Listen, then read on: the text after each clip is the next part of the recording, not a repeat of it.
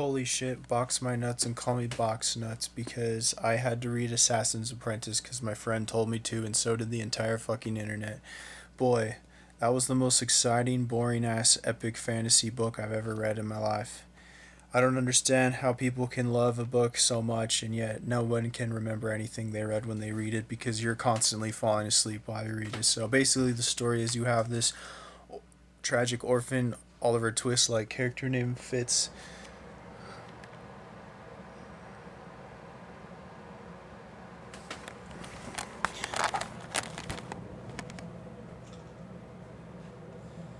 One more time.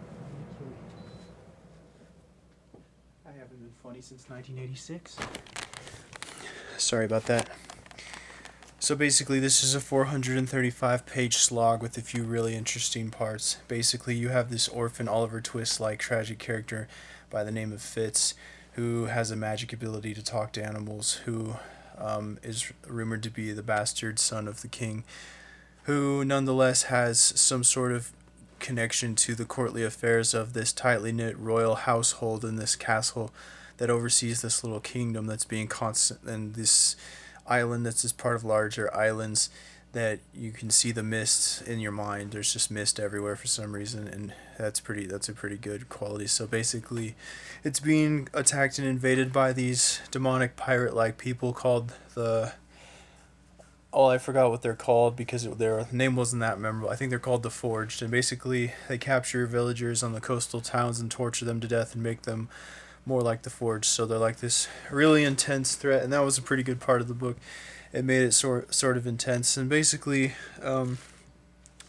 it's the dialogue and the prose is pretty fancy, but not terribly fancy, and well written. But the book really takes its time, and there's this sort of very melancholy, like cloudy sky, rainy day sort of feeling that never really leaves. Because in the back, just in the backdrop of the book, this orphan's life really um, is so cruel and painful. It's not like ups and downs. It's like a steady stream of misery that permeates the entire experience. And in some ways, that's a good thing because I guess it's relatable to a lot of people. But in some ways, I guess maybe it was too much subconsciously relatable to me. I'm not an orphan or anything, but my backstory, you'll never know because it's fucked up. But basically, I related to it a little bit too much, and it reminded me of a chapter of childhood a little bit too nostalgically that pretty much anyone can relate to. That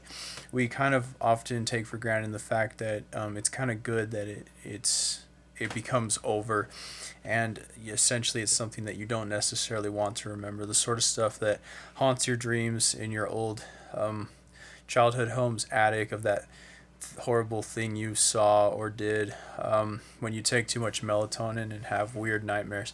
So, of like never being able to move on from traumatic memories. And somehow, I mean, in some ways that's a deep compliment.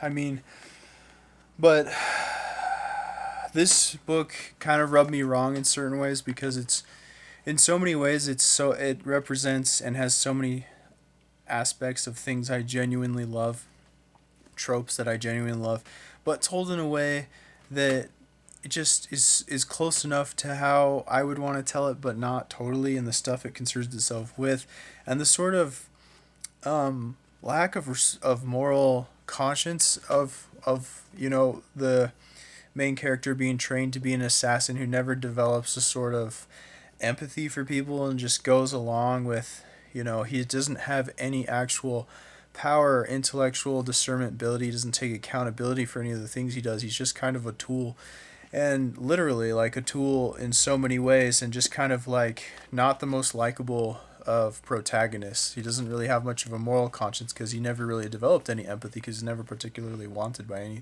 anyone. In some ways, he's more of an animal, and but however, he does make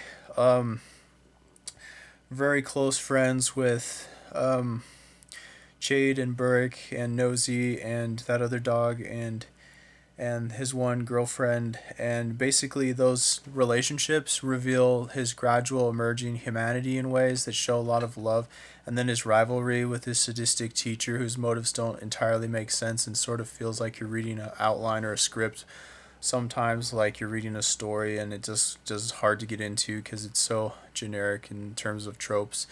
But in other ways, the execution is really realistic, and so basically, the heart and the character that emerges in time sort of saves the book and makes it satisfying. But so much of the book is really rather boring. And then once in a while, some really good scene, like the when he finally has to do something hard and like physical, like some action actually happens. It's actually really scary and really powerful and really good when he has to go to that one town and fight the Forge and that sort of thing. And then, but overall, I found the book so unusually bitter in so many ways that it's not one of my favorite epic fantasies, but it's still escapist enough and satisfying enough with strong enough characters that I think it's worth a read if you're a fantasy fan. It probably won't hold the attention of most people who are just looking for a good story, unless there's a far greater shortage of good characters out there in books than I realize, and I'm just spoiled because I've read a lot of books that happen to have a lot of the good characters. I don't know.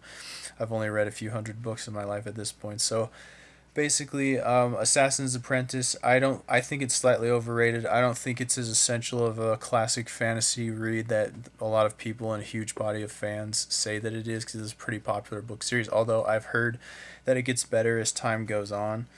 It really took me a long time to finish because it was literally putting me to sleep constantly. Of just there's something about the writing style and the pacing that was making it a little bit depressing for me to read. And on the one hand, I'm torn because like I commend that for the realism aspect, but maybe in terms of tone, it was a little bit too realistic while being clownishly fairy tale like in an annoying way in other areas. Like, for example, the magic system is obviously fake and forced and doesn't make any sense when you try to think about it, and it feels somewhat like a writing gimmick, like you're being mocked while you're reading. I don't know how to explain. Like you're being manipulated because the more you think about it, the more you realize it's all just very show offish in terms of prose and language to make it try to make sense, and it doesn't. And then the names of the characters being like certain emotions that maybe the author thinks is are no longer valid, like King Shrewd, King Regal, King Verity, Lady Patience, like all of these things that represent different basically slave masters for the protagonist who never really develops a realization of the evil actions he's being trained to carry out, and not actually understanding the full scheme of political things. He's really just a tool in their hands, and they're supposed to be like his teachers in a way. It only really works with the jester character whose name I forgot. That's that was probably the most memorable and interesting scene. Just the general bizarre, eccentric nature of those interactions, and his companionship with his few friends and animal friends. There's like the ending twist feels kind of like a cop out, and the whole school section just feels so relentlessly boring and depressing and just kind of hard to get behind and believe to try to understand the development of the skill, that it really does feel like you're reading a story a lot of the time, and it doesn't have a ton of immersion, whatever, and but enough, I guess, to get you into something. It just, I don't know. I found it lacking overall. My personal rating, I'm gonna give Assassin's Apprentice a 7.9 out of 10, almost 8.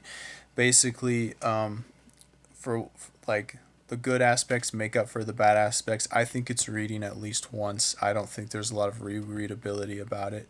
I've heard that the series gets better. I'm in no rush to read the second book, but I definitely will at some point because I do still care about the characters enough to see what happens, because this kind of feels like the first half of a first book, and it never really arrives at a satisfying character arc development where there's any sort of large cathartic breakthrough or deep meaning had by Fitz, the main character. And a part of that is because he's very young, but yeah, it doesn't feel like a coming of age story because of all the court politics and drama and darkness is so, inherent in the plot. So anyways, that's my personal review of Assassin's Apprentice by Robin Hobb.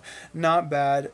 It's good. It's just not one of my absolute favorites yet, but I strongly suspect that I'm going to like the next book a lot more than this one, based on, that's what I've heard a lot of people say online.